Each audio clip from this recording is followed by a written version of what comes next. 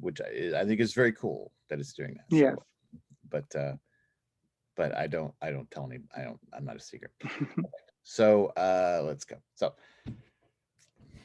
good morning. You're listening to WXOX 97.1 FM in Louisville, Kentucky. This is LVA's Artebella on the radio, the show produced by Louisville Visual Art, and I'm your host, Keith Waits. Today, we're going to be talking with Carlos Gamez de Francisco. He is a Cuban-born artist who's a painter, a sculptor, a photographer, and a filmmaker. He's interested in history and storytelling in his work. He uses a Baroque aesthetic with a sense of contemporary fashion to create portraits that blend historical references with a modern painterly approach. His work has been collected by the Evansville Museum, 21C Museum, the Fashion Resource Center at the Art Institute of Chicago, the Cuba Ocho Museum, and the Performing Arts Center, Polanco's collection in Havana, Cuba, and Louisville's Metro Hall. Carlos is the winner of the 2021 Fisher Award for Visual Art, granted by the Community Foundation of Louisville and Louisville Visual Art. He is also one of the featured artists for the 2021 Art Squared fundraiser that is happening online later tonight when this interview plays. It'll be Thursday morning, and Thursday night, June 24th, is the Art Squared event. So many things are going on in Carlos's life. Carlos, good morning. Good morning. Thank you so much for inviting me.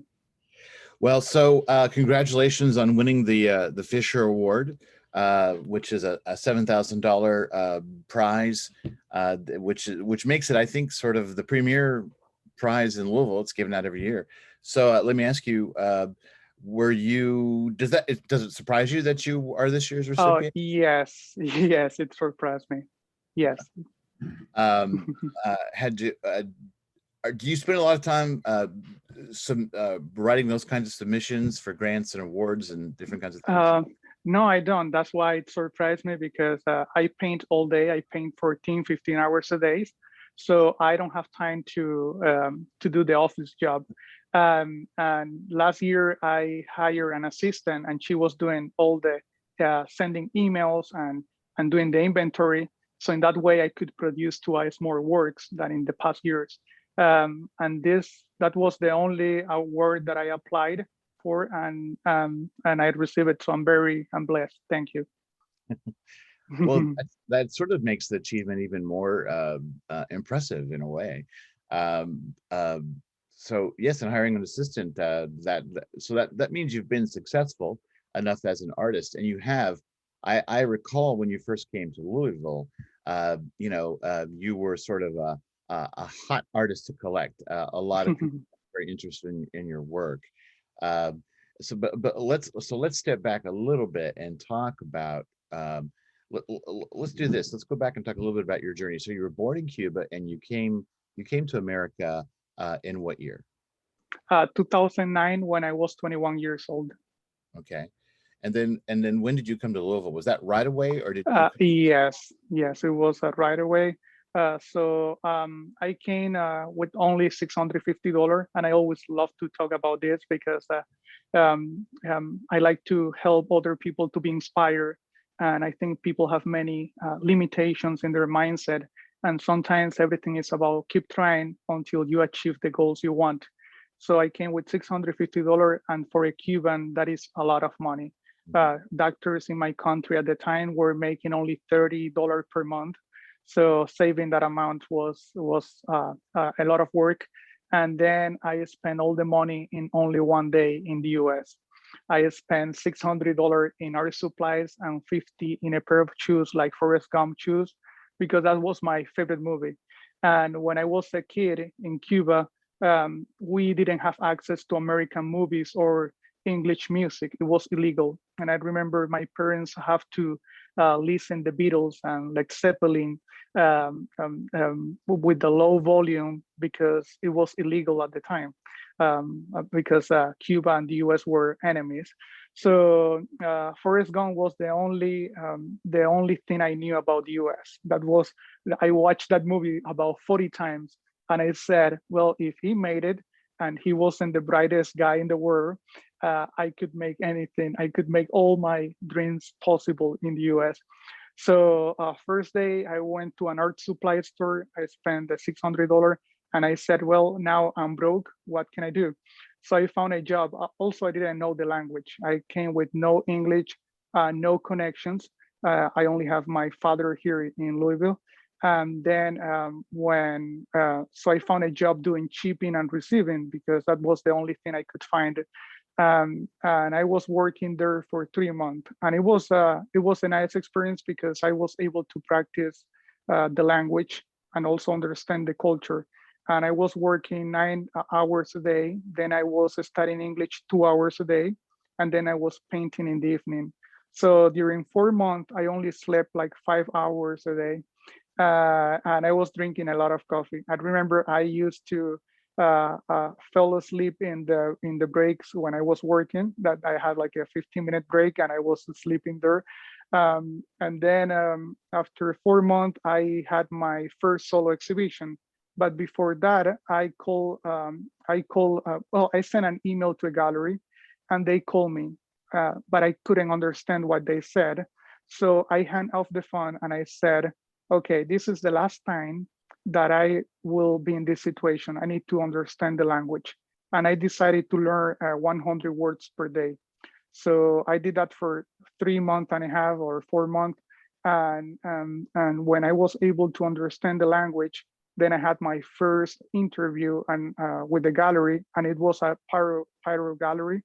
And then I had my first solo exhibition.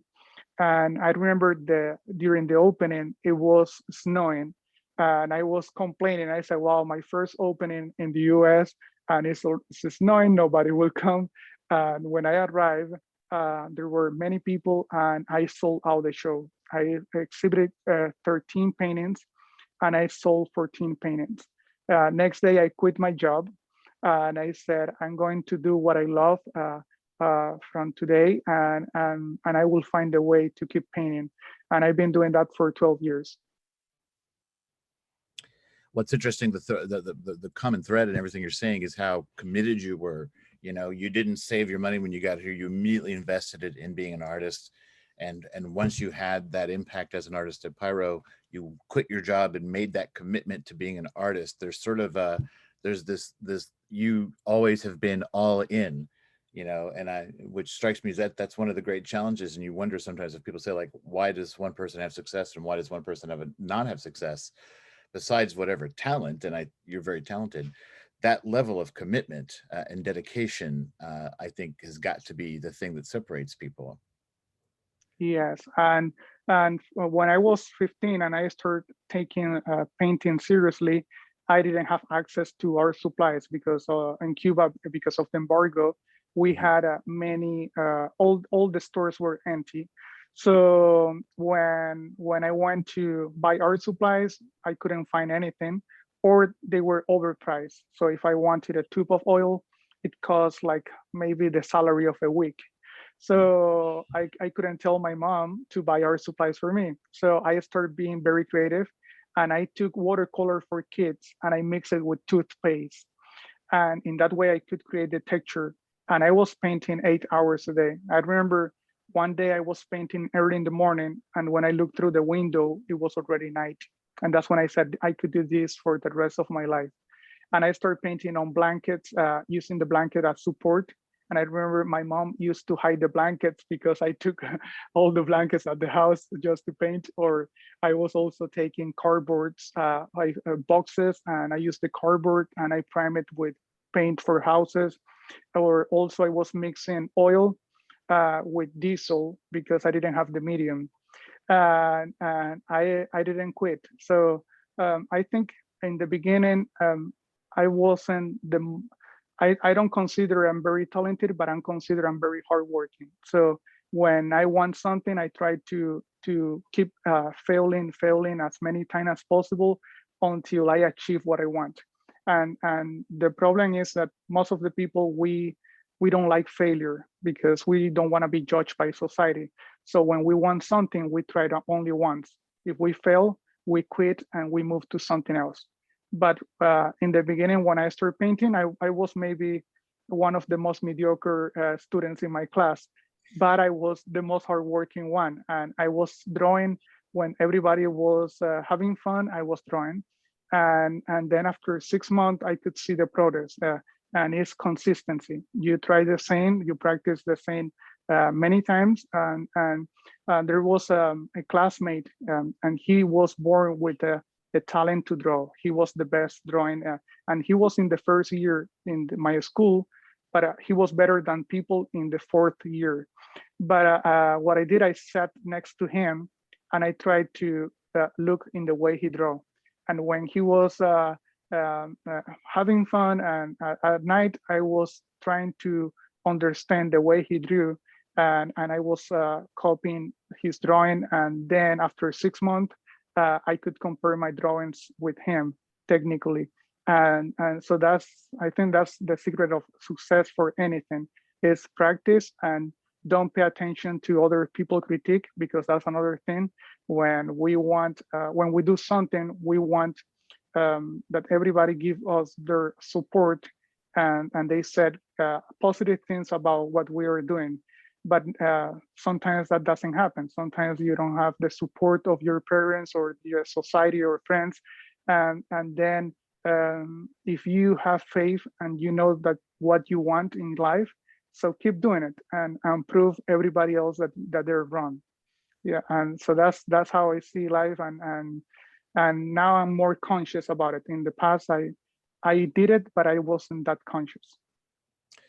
Well, what are the influences on you when you talk about the lack of art supplies, or at least that they weren't very accessible when you were in Cuba and you were young?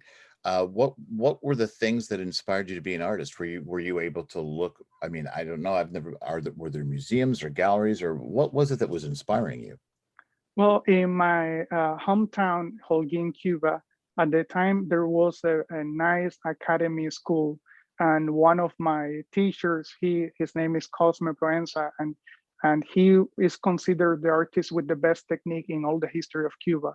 So there was a big movement at the time of artists that wanted to paint very with the best techniques. So he studied in a Russian academy, and when he came back to Cuba, he trained his students, and there was a lot of competition. And competition could be good. And I think when I was living in Cuba, in my hometown, there was so much competition that all artists have a big ego. But then when I came to Louisville, I noticed that it was the opposite. People are so kind. And when you talk to an art fellow, so they only say compliments, and they give you their support. And in the beginning, I didn't trust in that, because I came from a different culture. But I understood that that kindness is much better. So I prefer more the American way, that how an artist support another one, or they help each other.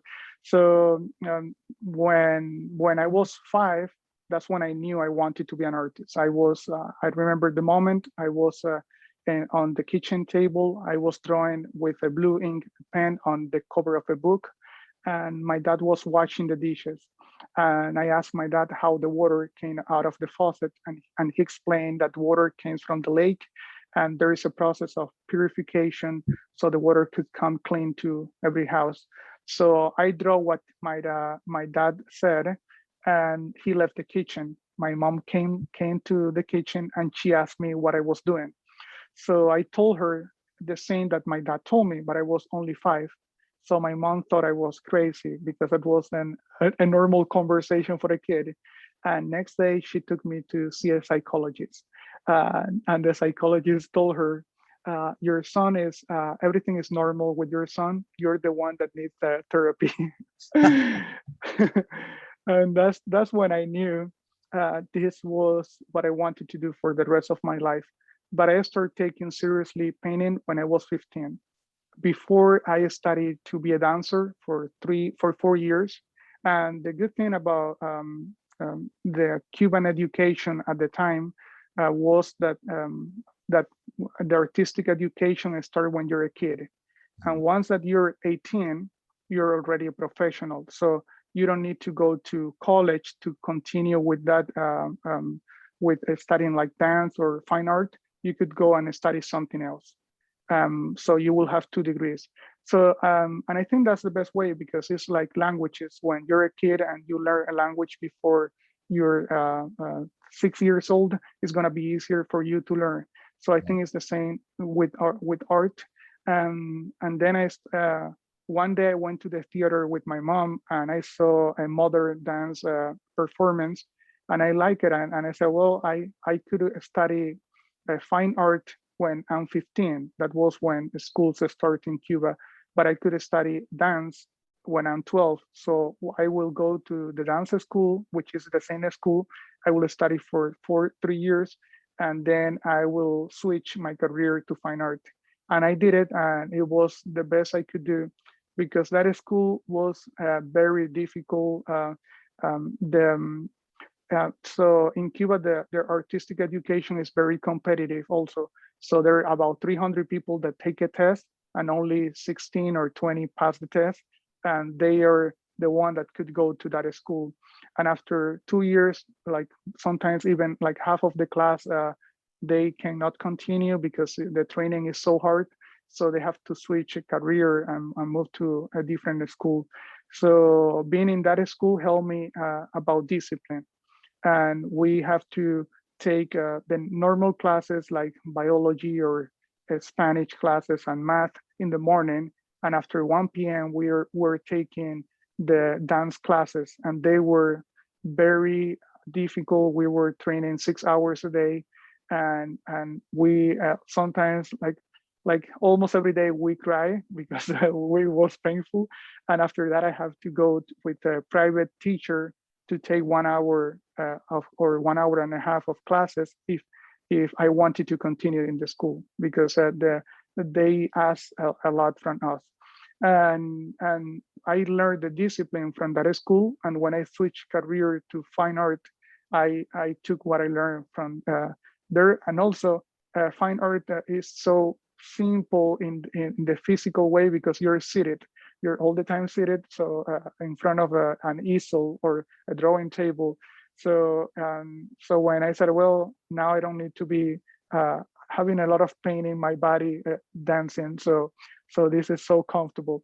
So fine art is more about thinking and about creating ideas. And then what I learned is that first you need to train your hand to have the technical skill. And then you have to train your vision to understand what you're seeing. And so if I'm now looking at the cell phone, I need to understand how the cell phone is, then translate that to my brain, and then reproduce that with my hand. And that was the way my teacher told me. And they said, you have to copy the best. You have to copy the classic masters.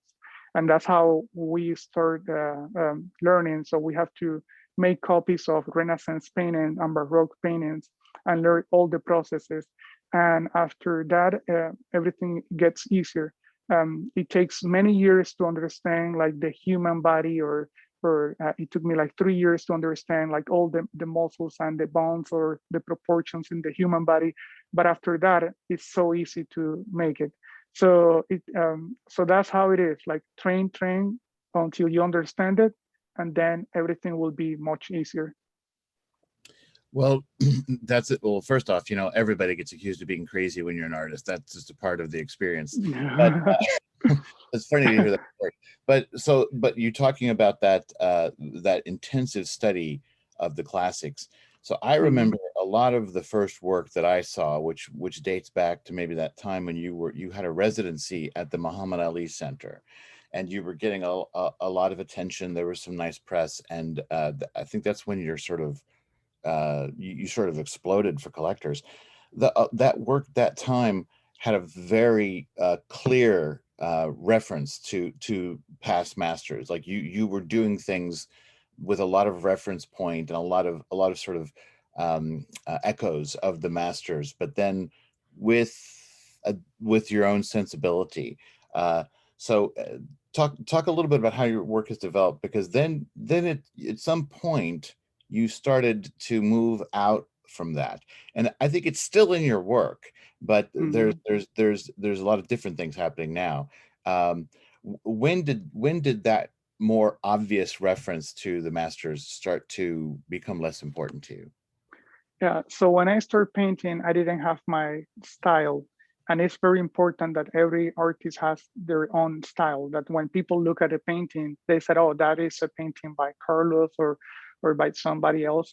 So, and then what I did, I started copying my teachers. So when I was in the art school, I thought I wasn't learning what I wanted to learn. So I tried to learn from the best in my city. And I said, which are the 3 best artists in my city? And then I went to their houses and I asked them if they wanted to teach me.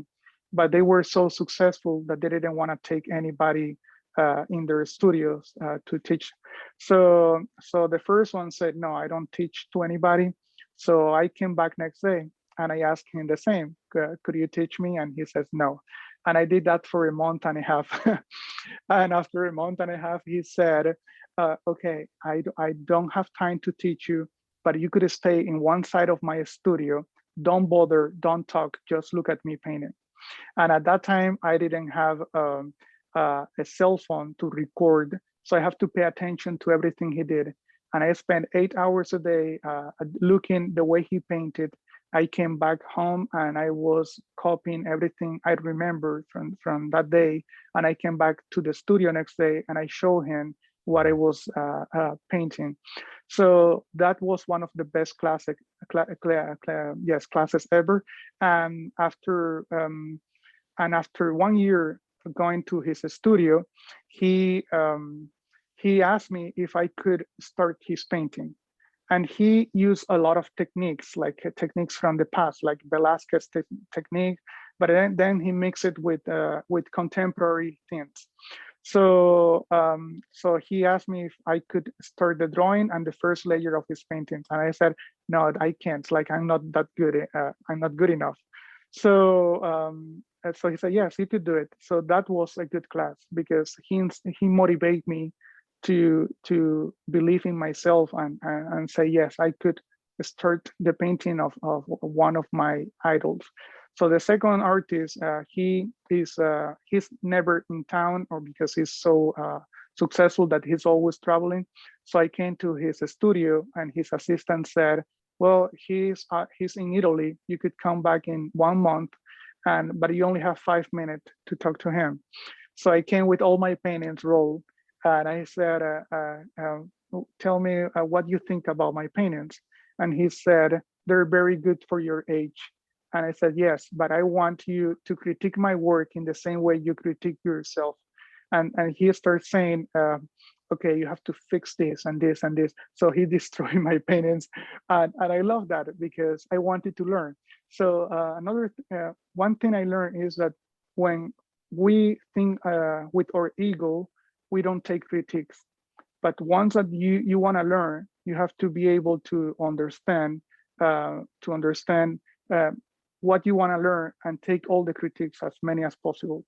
So with this professor, I took the critiques and I learned so much. So I came back next month and I had another.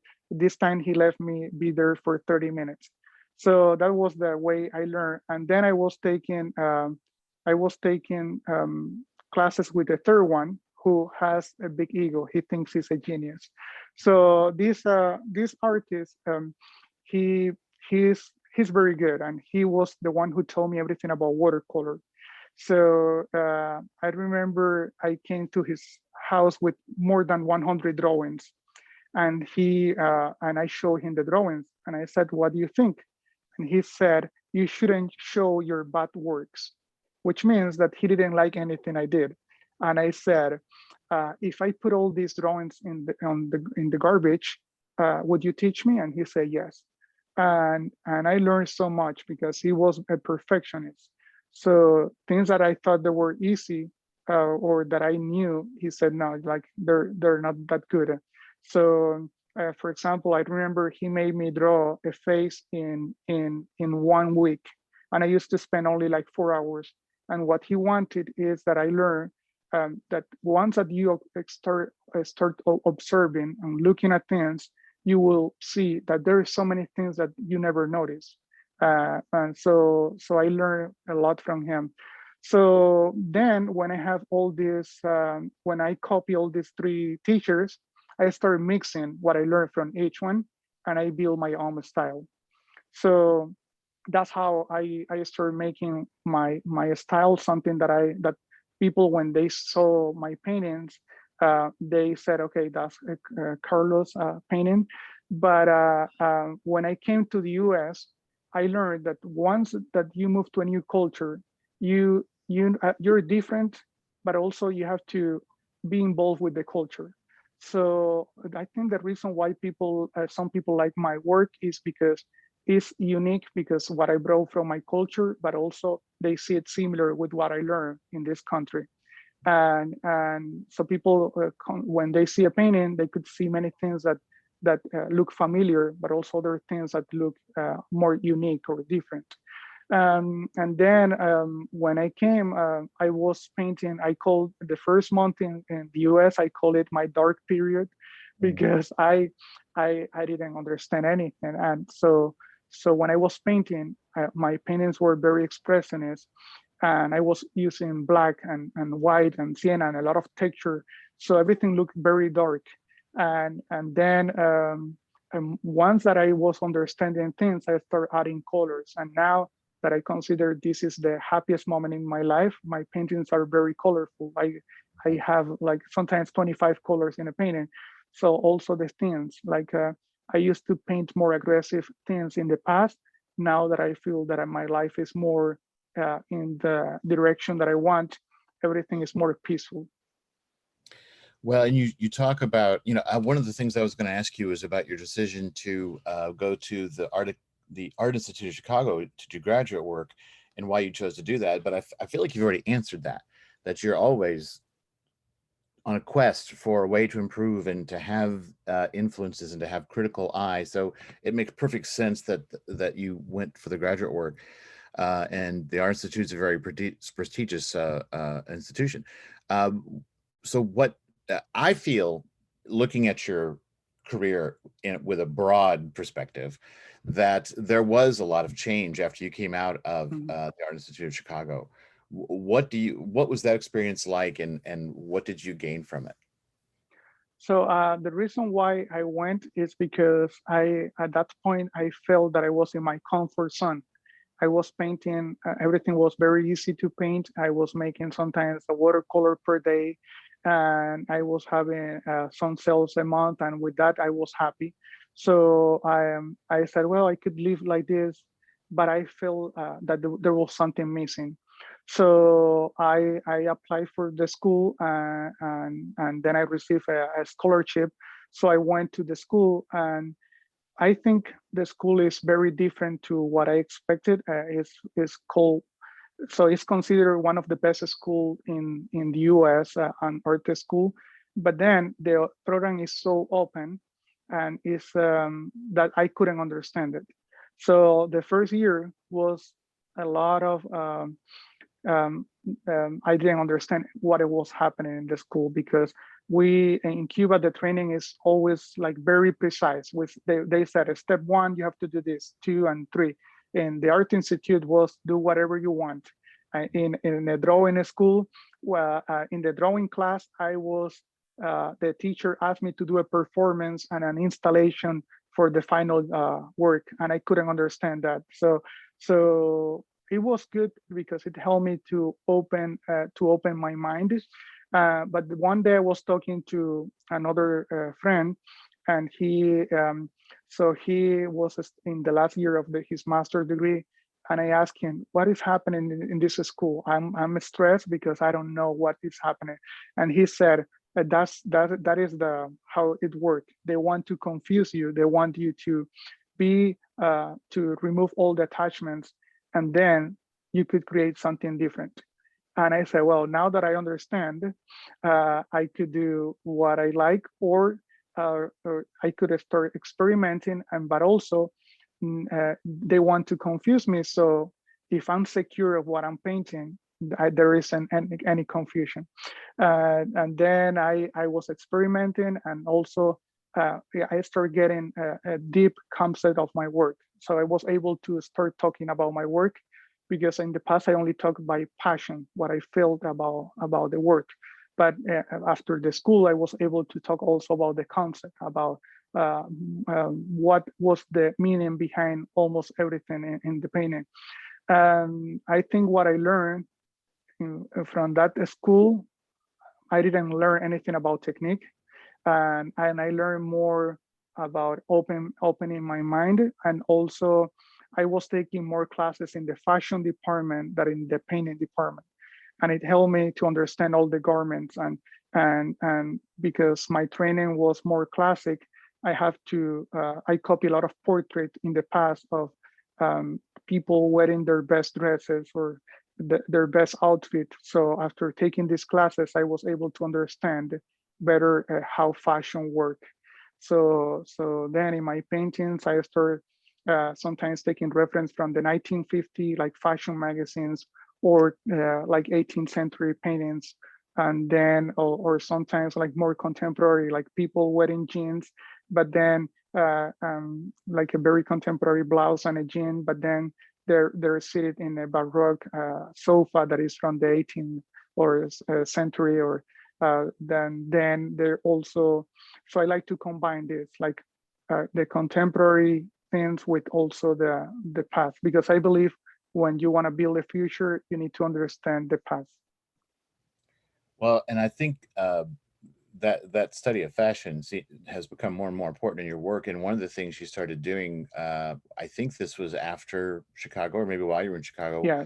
was you became very interested in photography, and that became an important new technique for you. Talk a Mm-hmm. little, talk a little bit about exploring doing photography. Yes, in 2012 was when I took some pictures and I made my first series, but I didn't know anything about photography.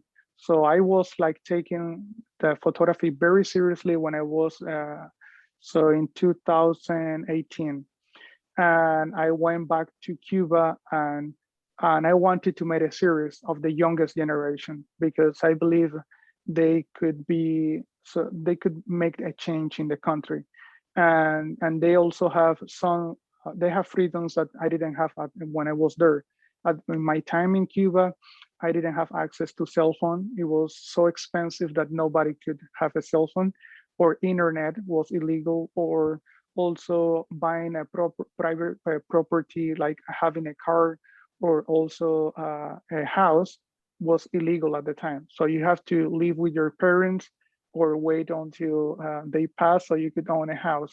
And that's like houses are passed generation after generation, and also cars. That was how the rules were before I came to the US. So the youngest generation, they have access to all this. They have access to American fashion and movies, and also music. And also they could look at the news on internet. So my goal was to depict people who were like from 18 years old to 25, and talk to them, and also going to their houses, and then seeing how they live, but depict them in a situation of power. So I build dresses that looks like dresses from portraits in the past, and these in the past only the royalty was able to be depicted on a painting, and because they were the only one who has the money to afford Right. a fine artist. So I went to their houses and I asked them permission to check everywhere in their closets. And I built a dress with found objects. Sometimes I use curtains or blankets, or like Brillo pads, or um, anything I could find. One day I couldn't find what I needed.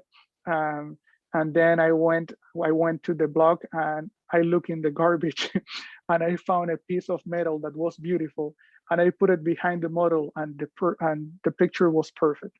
So I was taking so many pictures. I was taking like 400 pictures per model, and but I didn't know how to take a good photo because I never trained as a photographer.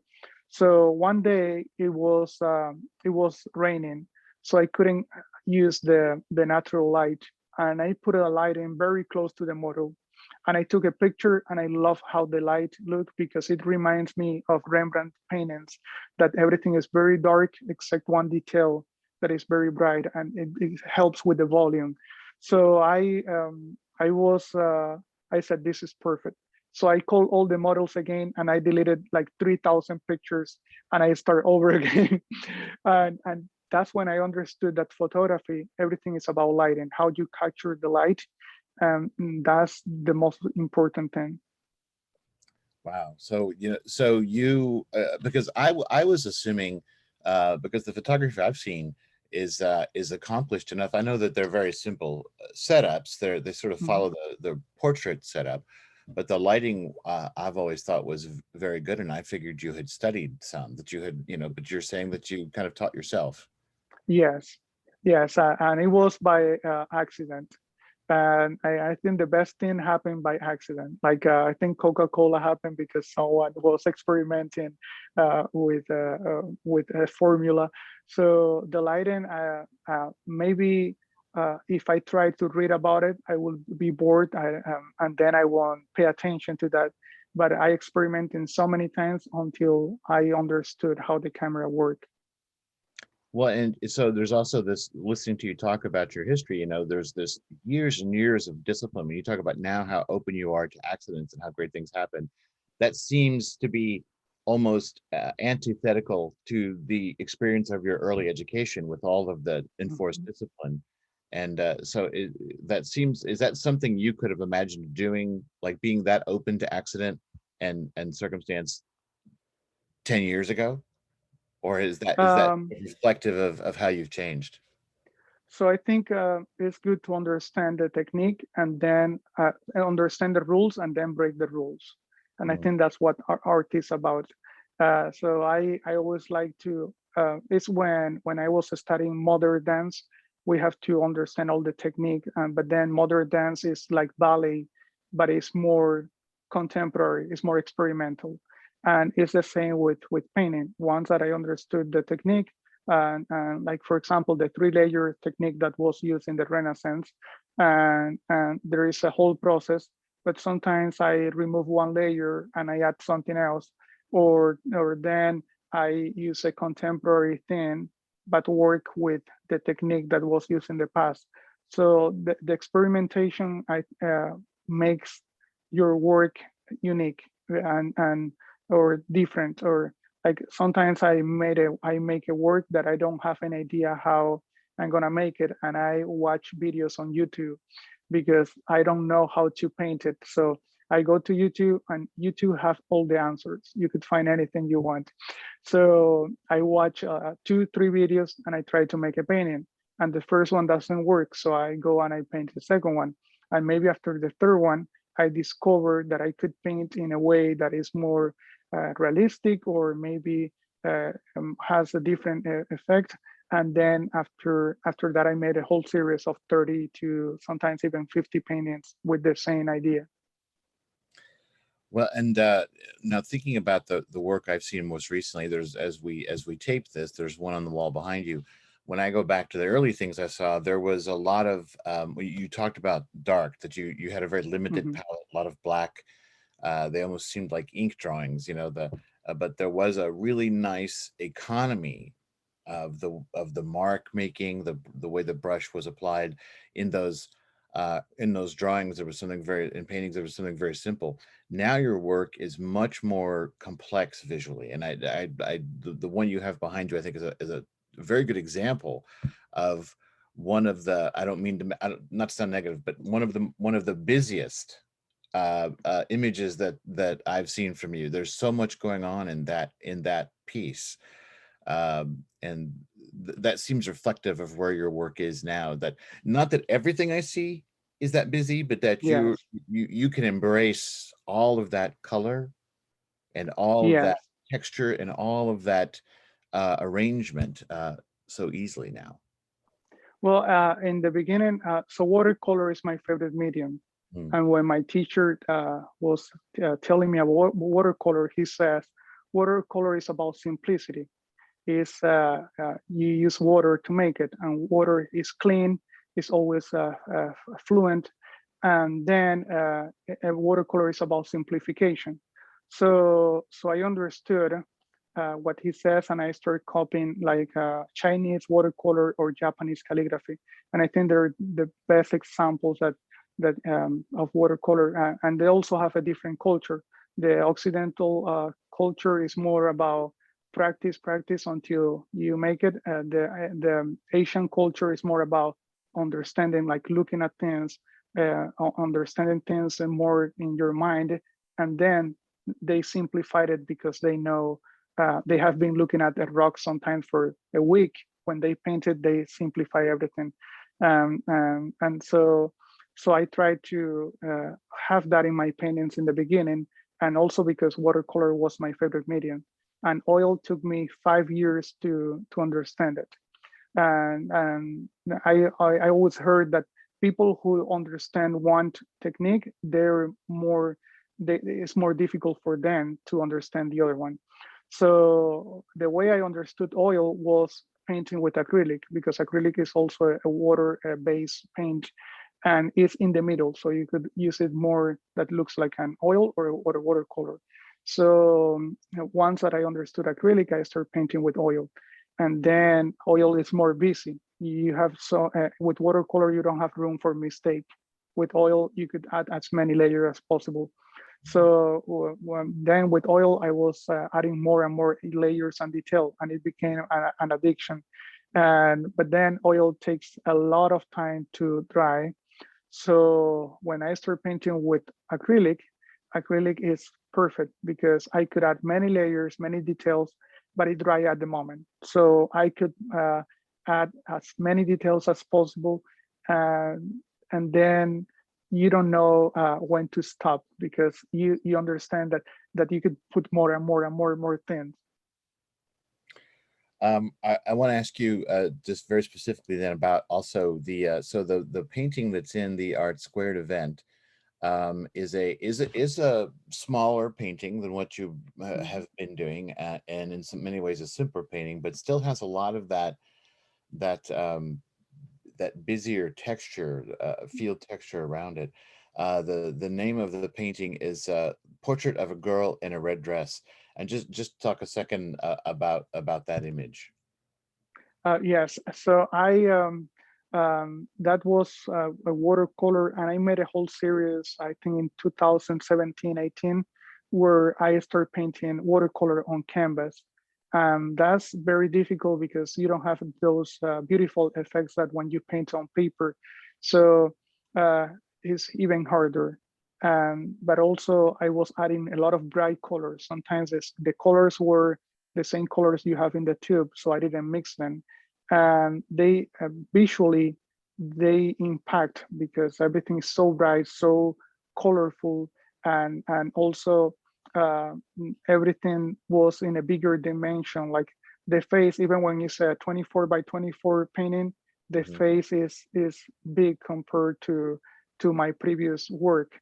And then there is a painting called Girl with a in a red dress. So I always like to take reference from the past and make my version. So sometimes the titles in my paintings will come from titles of paintings that I enjoy in the past, or that I love, or that I copy in the past. Well, I want to ask you too. We just have a few minutes left, but I remember several years ago you curated an exhibit of work from Cuban artists that were still in Cuba. Mm-hmm. How much are you still in touch with artists from Cuba, or helping to sort of to bring exposure in the United States to their work, or even maybe are some of them able to come here now more easily? Well, so when I was a teenager, my city was has such so incredible talented artists. So I always wanted to be like them. They were I used to go to their shows, and I spent hours looking at their paintings and try to understand how they did it. So when I had the opportunity to come to Louisville, I made that show because I want to to show the work of those artists that I love or that were friends now, and to also the Louisville audience. And then most of the artists in my city left the city. They immigrate. They went to Spain, the US, or Havana, the capital. So now when I go back to my hometown, there are not too many artists left from that moment. So now so we always have like a very close relationship, but everything is online. So we use social media to interact. Great, terrific. Well, thank you so much for taking the time to talk with me today, Carlos. This is Carlos Gamez de Francisco, the winner of this year's Fisher Prize for Visual Art, which is awarded by the Community Foundation of Louisville and Louisville Visual Art, which is a prize really just for Bill Fisher. Before he passed away, it was really just to provide some the opportunity for sustaining funds to a working artist, and you certainly are a working artist. Thank you so much. You work like the devil. Carlos has a piece in the Art Squared fundraiser for LVA, which is an online auction tonight at 6:30 to 9. And just so, where will you next be having work? Do you have, because you show in Louisville and Lexington and Cincinnati? Yes. What's your Well, so next? last year I was working with 5 galleries, and I made a vision board with all the things I wanted to accomplish. And I said my goal in 10 years, I said I wanted to work one day with 25 galleries. That was my goal, but I never did anything to accomplish. And that's when the assistant that I hired, she is so smart and so bright. So I told her, this is how you communicate with the gallery. And I went from 5 galleries to 23. So now I'm working with 23 galleries in all the US, and I'm being busier than ever.